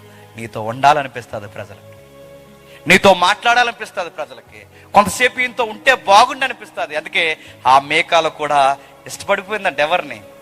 దావీదు గారిని. దేవుడితో మనం ఉంటే ఎలా ఉంటుందో తెలుసా? శత్రువు ఇంట్లో నుంచి కూడా చెప్పండి, మనల్ని ప్రేమించే హృదయాలు బయటకు వస్తాయి. మనల్ని చంపేయాలనుకున్న వాళ్ళ ఇంట్లో నుంచి మనం బతకాలని కోరుకున్న హృదయాలు బయటకు వస్తాయి. 2 హృదయాలు బయటకు వచ్చాయి. ఒకటి యోనాతాను, 2 మేకాలు. ఆయన బతుకుండాలి. ఇదిగో మా నాన్న మీ మీద ప్లాన్ చేస్తున్నారు మై ఫ్రెండ్, నువ్వు దయచేసి ఇక్కడి నుంచి ఎక్కడికైనా వెళ్ళిపో, కొన్ని రోజులు ఎప్పటికప్పుడు ఇన్ఫర్మేషన్ ఇస్తాను. ఇవిడు కూడా మురిసిపోతూ చెప్పేస్తుంది. ఎవరు? మేకాలు. మా నాన్న మీ మీద చాలా పగట్టేస్తారు, వెళ్ళిపోండి అంది. ఇవన్నీ చెప్పుకొస్తున్నారు. ఇవన్నీ చూస్తుంటే, దావీదు చూస్తుంటే, శత్రువులు మనసు గెలుచుకున్నవాడు, ఇంకా నాకు నచ్చిన మాట, నా స్నేహితులందరినీ బలపరిచే మాట. ఎంత బాగుంటుందండి ఆ మాట. ఎప్పుడు మీరు అండర్లైన్ చేసుకోండి. ఎంత బాగుందో చూడండి. 23వ అధ్యాయం మొదటి సమూయేలు గ్రంథం, ముగించేద్దాం. 23వ అధ్యాయం మొదటి సమూయేలు గ్రంథం 23వ అధ్యాయం 17వ వచనం చూడండి. మొదటి సమూయేలు గ్రంథం 23వ అధ్యాయం 17వ వచనం. ఇశ్రాయేలుకి రాజు అగుటకు నేను సహకారిగా ఉందును, నేను నా తండ్రి అయిన సౌలునకు తెలిసే ఉన్నదని అతనితో చెప్పి దేవునిని బట్టి అతనిని బలపరచును. దావీదు గారి ఫ్రెండ్ ఎవరండి? యోనాతాను. యోనాతాను ఏమని దావీదును బలపరుస్తున్నాడట? నువ్వు దేవుని మనిషివి అని చెప్తున్నాడు. మన ఫ్రెండ్స్ ఎవరు ఉండాలి చెప్పనా? మనం దేవుణ్ణి బట్టి ఎంకరేజ్ చేసే వాళ్ళే మన ఫ్రెండ్స్ ఉండాలి. మన ఫ్రెండ్స్ ఎలా ఉండకూడదో తెలుసా? రారా ఈరోజు చచ్చిపోయిన సూర్యు మీద తిరుగుదాం అనకూడదు. మన ఫ్రెండ్స్ రారా చర్చికి పోదాం, రారా సువార్తకి వెళ్దాం, రా దేవుని పని చేద్దాం, రా దేవుని కొరకు చెప్తాం, నడు ఆ దేవుని కొరకు ఏదో ఒకటి మాట్లాడదాం, రా ఈ నశించిపోతున్న ఆత్మను రక్షిద్దాం, రా నువ్వు దేవుని చేత పిలువబడిన మనిషివని ఇది చెప్పాలి. మన ఫ్రెండ్స్ ఎలా ఉండాలి తెలుసా? ఎప్పటికప్పుడు మనల్ని దేవుణ్ణి బట్టి మనల్ని బలపరచాలి. మన దేవునికి దూరం చేసేవాడు మన ఫ్రెండ్కి, అది గుర్తుపెట్టుకోండి. మన చర్చికి దూరం చేసి, దేవునికి దూరం చేసి, ఆత్మీయ వాతావరణానికి మనం దూరం చేసేవాళ్ళు మన ఫ్రెండ్స్ అయితే నేను చెప్తున్నాను, నీ లైఫ్లో గొలియాత్ గాళ్ళు ఉన్నారు, జాగ్రత్త. నీ జీవితంలో గొలియాత్ గాళ్ళు ఉన్నారు, నిన్ను దేవుడికి దూరం చేసేస్తారు, జాగ్రత్త. నీ స్నేహితులు ఎక్కువ దేవుడి కోసమే మాట్లాడుతున్నారా లేకపోతే లోకం కోసం మాట్లాడుతున్నారా? దేవుని కోసం మాట్లాడే స్నేహితులను సంపాదించుకో, దీవింపబడతాం. దేవుని కోసం మాట్లాడి దేవుని కోసం గడుపుదామని పిలిచే ప్రార్థనకు తీసుకెళ్లే ఫ్రెండ్స్ని ఎత్తుక్కో, దీవింపబడతావు. దేవుని కోసం జీవించు, దేవుని కోసం బతుకు, దేవుని కోసం నిలబడ్డావు. నువ్వు నిలబడితే మేమందరం నిలబడతామని మనం ఎంకరేజ్ చేసే స్నేహితులు మనకు కావాలి. ఇప్పుడు నేను ఒక్కనే కోనసీమ అంతా సువార్త చేయగలనా? నేను ఒక్కనే మిగిలిన ప్రాంతాల సువార్త చేయగలనా? నాకు ఎవరో ఒకరు అంటే దేవుడిచ్చే స్నేహితులు ఎలా ఉంటారో తెలుసా? మనలాగే దేవుడిని బాగా ఇష్టపడే ఫ్రెండ్స్ని ఆ టైంకి దేవుడు మనకి ఇచ్చేస్తాడు. ఆ టైంకి అలా వచ్చేస్తారు. ఎప్పటివరకు ఎక్కడున్నారు అంటే 20 సంవత్సరాలు మనకు కనబడరు, కానీ ఈ మధ్య కనబడతారు. ఎప్పటివరకు అంటే అప్పుడు అనిపిస్తుంది, దేవా ఇన్ని సంవత్సరాలు ఎక్కడున్నారంటే ఈ టైం కొరకే ఇక్కడ ఈ ప్రాంతంలో సిటీబాబు నుంచి అని అంటాడు దేవుడు. ఇక్కడ నీకు రెఫరెన్స్ జేమ్స్, నువ్వు అక్కడ రెఫరెన్స్ ఈయనకి. మీరు ఒకరికొకరు అవినాభావ సంబంధం. దేవుని కొరకు మాట్లాడాలి, దేవుని కొరకు మాట్లాడాలి. దావీదు రాజు అయిపోయాడు. రాజు అయిపోయిన తర్వాత సౌలుకి ఏమైందండి? కళ్ళు నెత్తికెక్కేసాయి. దావీదుకి రాజు అయిన తర్వాత చాలా మంది ఆయన దగ్గరకు వచ్చారంటే పేదోళ్ళు. ఆ పేదోళ్ళు వస్తే దావీదు ఇలా అన్నాడట. ఏమని మాట్లాడుతూ చూడండి, 2 సమయాలు ముగించేసుకుందాం చూడండి. 5వ అధ్యాయం 2 సమయాల గ్రంథం 5వ అధ్యాయం 4-5 వచనాలు. దావీదుకి అప్పటికి ఎన్ని సంవత్సరాలు అండి? సిగ్గేద్దండ వాడు చదివినప్పుడు. ఆయన లైఫ్ లో సక్సెస్ అవడానికి వయసు ఎంతంట? జస్ట్ 30 ఏళ్ళకి చరిత్రను మార్చేశాడు. 30 సంవత్సరాలకి. నెక్స్ట్ వేలను ఆరంభించి 40 సంవత్సరాలు పరిపాలించెను. హెబ్రోన్లో అతడు యోధా వారందరి మీద 7 సంవత్సరాలు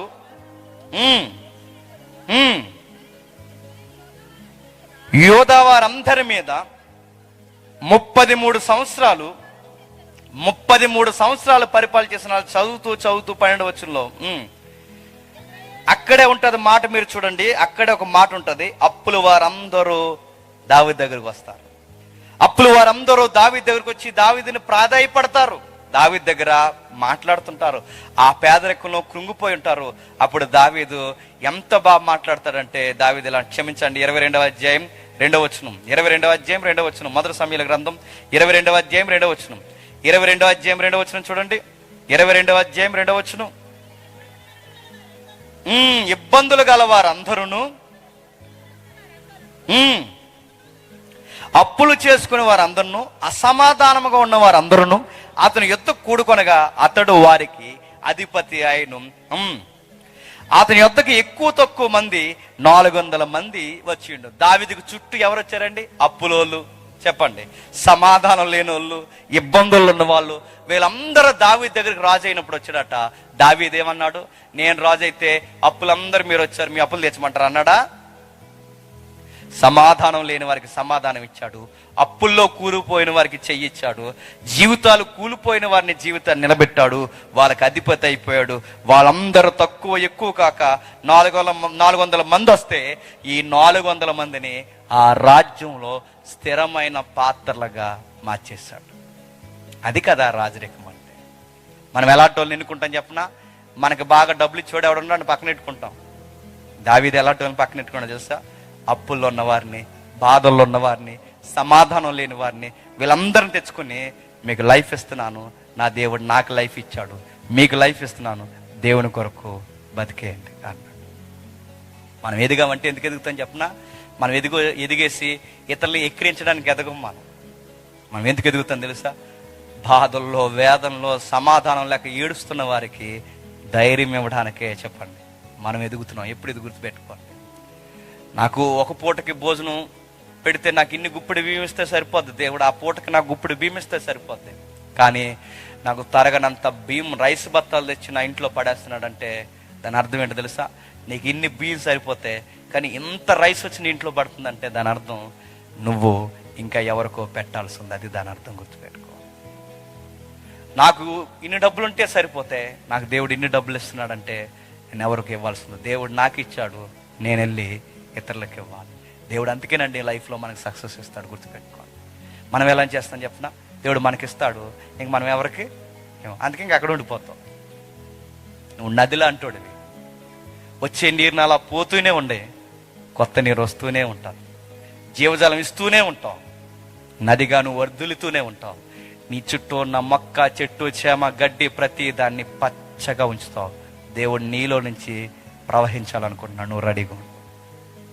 ఎవరు నాకు ఇచ్చావు, టైం వచ్చినప్పుడల్లా నేను ఇస్తాను ప్రభు, నా చేతుల్లో పెడుతున్నావు, నేను ఇస్తాను. దావీదు అందుకే అప్పులు ఉన్న వారికి అప్పులు తీర్చేశాడు, సమాధానం లేని వారికి సమాధానం ఇచ్చేశాడు, బాధల్లో ఉన్న వారికి ధైర్యాన్ని ఇచ్చాడు. నేను ఎందుకు రాజుని అయ్యానంటే మంచి ఆహారం తినడానికి కాదు, నేను ఎందుకు రాజుని అయ్యానంటే మీలాటల కోసమే రాజునయ్యాను. దిస్ ఈజ్ మై స్టోరీ అన్నాడు ఆయన. ఇది నా ట్రాక్ రికార్డ్. ఎక్కడో గొర్రెల దగ్గర ఓ పూట తింటే తిన్నాను, లేకపోతే మానేశాను. ఈరోజు తిన్నా తరగనంత ఆస్తి నాకు ఎందుకు ఇచ్చాడు తెలుసా? నేను ఒక్కడనే తింటానని కాదు, మనందరం కలిసి తింటామని ఇచ్చాడు దేవుడు. నన్ను అందుకే ఈ స్థాయిలో పెట్టాడు. రండి నా సహోదరులారా, ఈ వారము మీది కూడా అన్నాడు. ఇలా ఆలోచించండి, ఎంత త్వరగా మీరు ఎదుగుతారు. నేను సీక్రెట్ చెప్తున్నాను, నేను ఎదిగా, నేను చెప్తున్నాను. ఇలా ఆలోచించండి, ఎదుగుతారు. ఒకప్పుడు అప్పులు అడిగే మనం ఇతరులకు అప్పులు ఇచ్చేంత ఎత్తుకు మనం ఎదుగుతాం. బ్రదర్, మా వడ్డీలు ఏమొద్దు, నీకు కుదిరినప్పుడు తిరిగివు, లేదా ఇవ్వలేవా, దేవుని బట్టి వదిలేస్తున్నాం. అది వదిలేస్తే మనకు నష్టం అంటే అంత నష్టం కూడా అనిపించదు, ఎందుకంటే అంత సమృద్ధి దేవుడు మనకి ఇస్తాడు. ఎలా ఇస్తా ప్రభు అంటే, నేను నీకు ఇస్తున్నాను, నువ్వు వాళ్ళకి. మనం అనుకుంటాం అది నువ్వే వాళ్ళకి ఇవ్వచ్చుగా అనుకుంటాం. అలా ఇవ్వడు. ఎందుకో చెప్పినా, నేను నీ వెనకాల ఉన్నానని తెలియాలంటే నువ్వే ఇవ్వాలి, నువ్వే. నేను నిన్ను నడిపిస్తున్నాను, నీ ట్రాక్ రికార్డ్ మొత్తం నేనే సెట్ చేసాను తెలియాలంటే నువ్వే ఇవ్వు. ఇది నాకు ఇచ్చాడు, మీకు ఇస్తాడు, దావీదుకి ఇచ్చాడు. అందరికి కావాలనుకుంటున్నారా? చెయ్యండి. మనం ఉద్యోగం ఎదగాలన్నా, సంపాదన లేదు, మనం సుంచేసాలన్నీ వేస్తాము, దాచేస్తుంటాము. అందుకే ఇవ్వడండి. దాస్తావు వెంటనే నీకు ఆపర వస్తుందో, రోగం వస్తుంది, పట్టుకెళ్ళి ఎవరికి ఇవ్వ కదా, వెళ్ళి డాక్టర్ గారికి ఇస్తావు, అంతే, ఇంకా అయిపోయింది. నువ్వు పంచు, ఇతరులు మంచిగా చూసుకో, నువ్వు కూడా బాగుంటావు. మరో మాట చూడండి, ముగించేసుకుందాం. మరో మాట చూడండి, కీర్తన గ్రంథం 78వ అధ్యాయం, కీర్తన గ్రంథం 78వ అధ్యాయం 70 వచనం చూడండి. కీర్తన గ్రంథం 78వ అధ్యాయం. రేపు త్వరగా ముగించేద్దాం, బెంగ పెట్టుకోకండి, చాలా మొఖాలు నాకు కనబడుతున్నాయి. కీర్తన గ్రంథం 78వ అధ్యాయం, ఈ మాట ఎంత బాగుంటుంది చూడండి.